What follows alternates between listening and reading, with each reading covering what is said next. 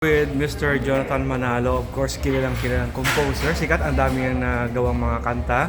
And the latest is with Jana Saplan's Pasko'y Nagbabalik. Okay. Ano po yung inspiration niyo sa Pasko na itong song na to? Okay.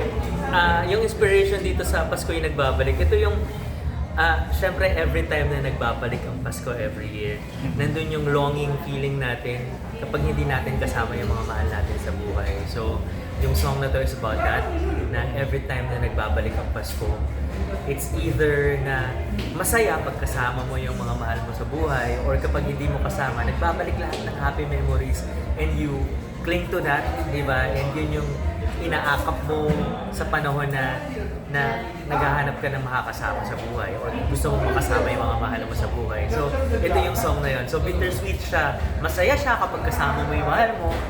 Malulungkot ka kapag malayo siya sa'yo.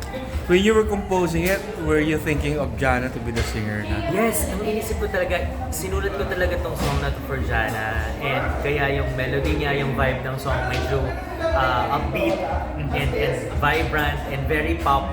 Kasi si Jana talaga yung yung artist in mind ko when I was writing this song. Yeah. And ilang weeks po ba o months you compose this song for me? Actually, nag-meeting kami, summer pa lang, March, April yata yun. Tapos nabigay ko yung demo kina Jana, kina Daddy, nung October. At nag-record kami din within that month. So, March, April, May, June, July, August, September. Mga 7 months. 7 months yung naging process na para matapos ko yung kanta. Okay, so after this project, what we look forward for with Jana with you?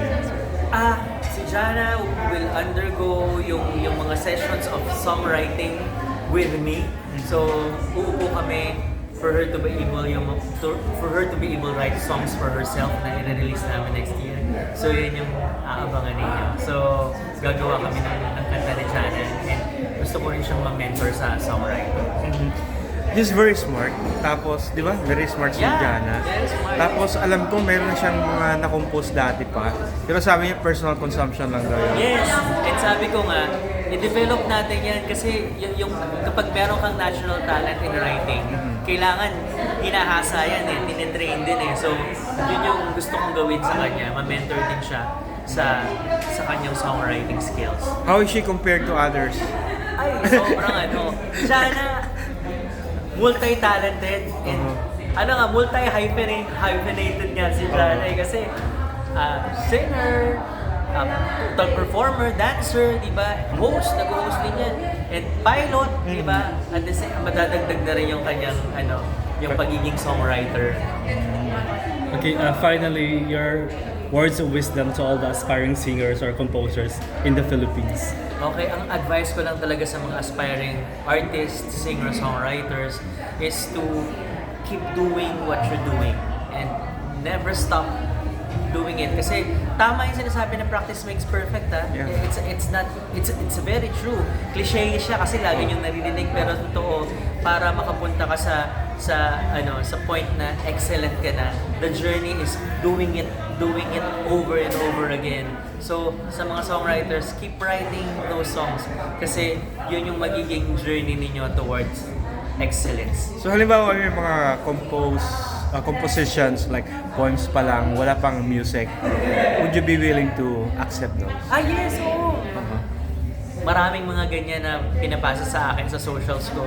And napapakinggan ko naman pag may time, di ba? Depende yun sa timing Kasi naniniwala din ako na malaking kinalaman ng destiny sa nangyayari sa life natin di ba? And kung talagang it's meant to be, mangyayari siya. So, marami na akong mga songs na natanggap na randomly submitted to me, na nagustuhan ko siya and na-record ng mga artist. And malay nyo, kayo yung next, di ba? Thank you so much. Okay. Salamat. Thank you. A picture lang.